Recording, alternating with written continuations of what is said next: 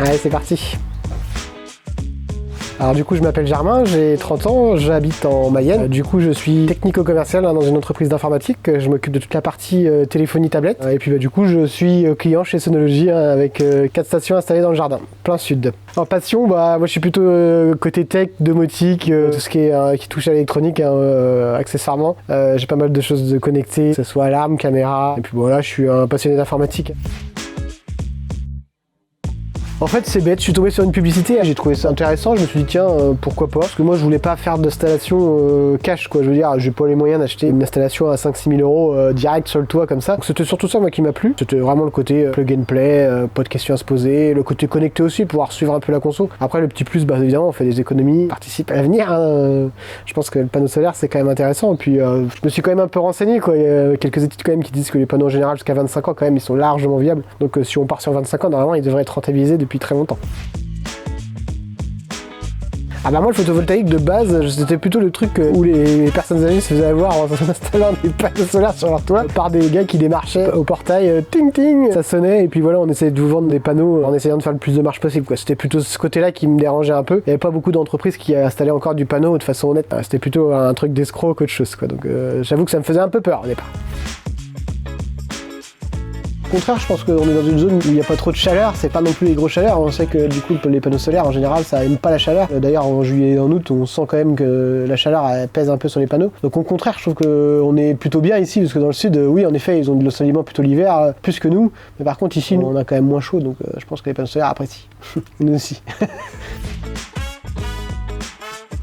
Je pense que quand on installe du panneau chez soi, c'est quand même qu'on a une petite fibre verte, on va dire. Après, je suis comme tout le monde, je vis 100%, je suis pas écolo à fond, quoi. J'ai un spa, je consomme quand même de l'électricité. Après, on essaie d'y faire attention, je pense que ça va se raréfier et je pense qu'il est grand temps que tout le monde se mette au solaire, quoi. Du coup c'est en fréquentant des groupes au niveau du solaire en fait, parce que du coup ce que je disais, j'ai commencé sur une autre marque et puis bah à force de voir d'autres installations etc, j'ai commencé à voir qu'il y avait d'autres, enfin à l'époque moi quand je les ai achetés il y a 3 ans il n'y avait pas non plus 50 000 marques. J'ai vu Sonology apparaître, au départ un peu douteux aussi, on savait pas trop où est-ce que ça menait, puis bah, du coup j'ai commencé à étudier un peu le truc, aller voir Trust Advisor etc pour voir si les avis étaient bons, et du coup j'ai acheté une première station, je crois que j'avais reçu en 1 mois, nickel sur palette, pas d'histoire, en plus c'était bon, c'était dans notre secteur, hein, en vrai j'aime bien faire travailler les commerçants du secteur, donc là pour le coup c'était top. Bah, ce que je trouvais bien par rapport à d'autres, c'est que l'installation est hyper rapide et hyper simple pour le coup. On sort du carton, on déplie le truc, on met 3 vis et c'est parti, quoi. Enfin franchement je pense que là pour le coup il n'y a pas plus rapide en installation de panneaux que ceci. Ça va être surtout le positionnement extérieur où des fois on tâte, hein. Franchement moi je les ai déplacés plusieurs fois. C'est pas toujours simple de trouver par rapport aux ombres des bâtiments, des arbres des voisins etc. On essaie de positionner au mieux, hein. Même moi j'ai encore un peu d'ombre sur les 4 panneaux, hein, donc malheureusement on va pas couper tous les arbres du secteur pour pouvoir passer nos 4 panneaux, donc ouais non je trouvais que c'était vraiment pas mal, et puis bon j'ai eu affaire au service client même pour la déclaration Enedis, franchement c'était très clair, ils ont envoyé ce qu'il fallait. J'ai trouvé ça franchement propre.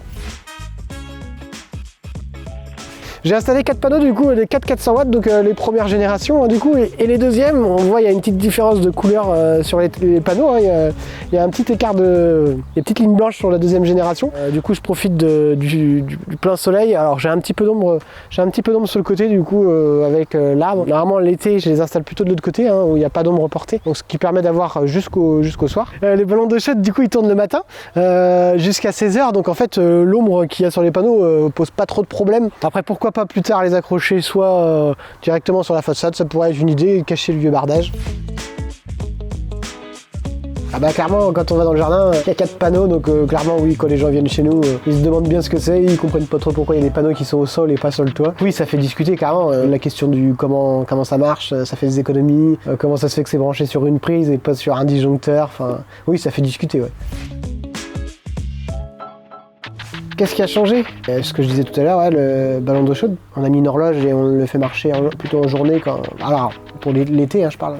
parce qu'évidemment l'hiver c'est compliqué, on peut mettre plutôt en heure creuse. Mais l'été, ouais, on l'a mis l'après-midi. Enfin la journée. Et après ça va être tout ce qui est lave-linge, lave-vaisselle, tout ça, qu'on va plutôt caler en général sur les journées où il fait beau. Alors, on essaye de vivre avec le soleil du coup, hein, on réfléchit un peu plus à comment on pose ça, on arrête de mettre tout en heure creuse, etc. Après oui, ça fait quand même un peu de changement au niveau de la vie de tout le monde, mais bon après c'est assez simple, hein, soleil au zénith et puis hop, lave-vaisselle, machine à laver. J'y pense hein, à en mettre une petite dernière pour terminer l'installation. Après, faut pas que je produise 6000 watts par jour. Après, je revends pas. Après, je sais pas, peut-être que je vais changer l'installation, je vais les réinstaller sur les murs, enfin, j'en sais rien. Enfin, bon, après, si une petite dernière, ça pourrait le faire. C'est l'avantage, hein, on installe autant qu'on veut. Et pour moi, c'est le plus gros avantage des stations plug and play. C'est que le gars que vous allez faire venir, vous allez pas lui faire installer 2 panneaux. En général, les artisans, ils viennent pour des grosses installations, etc. Là, vous installez 2 panneaux ou un même. Hein. C'est celui qui va acheter un panneau par an avec son 13e mois, bah, il le fait, quoi. Et c'est quand même super cool. Et puis, je veux dire, une fois que c'est payé, pas de crédit, à rien, c'est que du rentable. Hein. Dans 5-6 ans, on aura oublié qu'on les a payés les panneaux. Alors, la trottinette électrique, on est quand même en cambrousse. La trottinette électrique, je vais pas aller loin avec.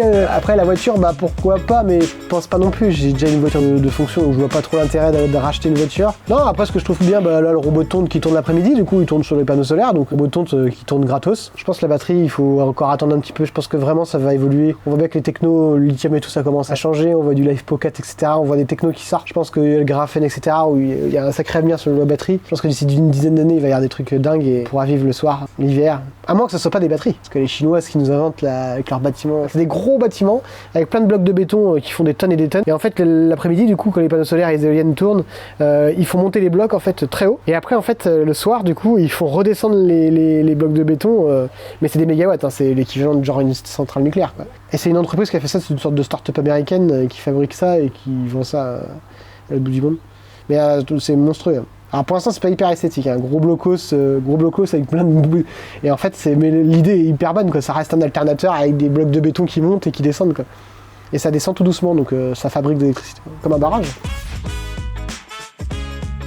L'application de suivi de consommation, ouais, j'utilise tous les jours. Je regarde tous les jours où est-ce que j'en suis. Bon après j'avoue qu'en ce moment le temps est toujours beau fixe, donc il n'y a pas de grande différence de jour en jour, mais bon, ouais non, je vérifie, je surveille, je les nettoie de temps en temps, je suis quand même assidu. Je surveillais déjà pas mal au niveau conso, comment ça donnait, voir quel était le gros consommateur et tout ça. Et après c'est plus sur l'organisation de la journée, c'est-à-dire qu'on va plutôt passer des lave-vaisselle l'après-midi, on va plutôt vérifier le soir en se disant tiens, c'est un peu le côté challenge qui est sympa par rapport à l'appli, vérifier les stats, voir par exemple la question qu'on se pose toujours, est-ce qu'Aumône-Bay il a fait plus meilleur que l'année dernière, bah là c'est palpable, vous regardez dans les statistiques, vous voyez par rapport à l'année d'avant si ça a plus produit ou pas, donc ça c'est plutôt le côté sympa. Non, je trouve que c'est plutôt un jeu presque de moins consommer avec ce genre d'outils. Par contre on ne devient pas accro à sa conso, tout petit peu quoi. Ça permet de regarder plus souvent, on va dire. Oui, j'ai constaté des économies, clairement, ce que je disais, j'ai diminué par 2 l'été, après l'hiver c'est un peu plus discret, hein, mais l'avantage d'avoir les 4 c'est quand même l'hiver, le talon est quasiment tout le temps, à part les jours de pluie, de brume, de neige, financièrement oui, ça reste hyper rentable. Toiture solaire avec revente du coup, pourquoi pas. Après franchement non, enfin je suis encore en travaux, je suis jeune, il y a encore des histoires de budget, pour l'instant non. Après ça pourrait être une idée hein, de compléter avec du solaire mais en revente, parce que là pour le coup ce serait du 100% revente, il n'y aurait pas d'histoire de consommation, il n'y aurait pas d'histoire de challenge etc. Là on serait vraiment dans du pure économie, pourquoi pas. Après ça baisse donc peut-être plus tard. L'énergie de demain, moi j'imagine solaire, il y a plein de méthodes possibles, éolien, hydrogène, etc. Mais tout ce que j'ai vu pour l'instant, ça m'a l'air quand même assez compliqué. Alors que le solaire, c'est vrai que ça reste accessible, on peut en poser partout, on peut en mettre sur les toits, on peut mettre sur le parking. Le secret, je pense, des années à venir, c'est plutôt les batteries, c'est plutôt de ce côté-là, je pense qu'il y a beaucoup de travail. Mais je pense que le solaire, ça reste quand même quelque chose de facile et puis économique, et ça se recycle. Quand même une filière qui est hyper bien posée, c'est beaucoup plus simple que de poser une éolienne dans le champ du voisin. Je pense que le solaire, ça reste quand même le plus accessible, le plus facile. Je pense que quand même il y a une bonne partie de l'avenir là-dedans.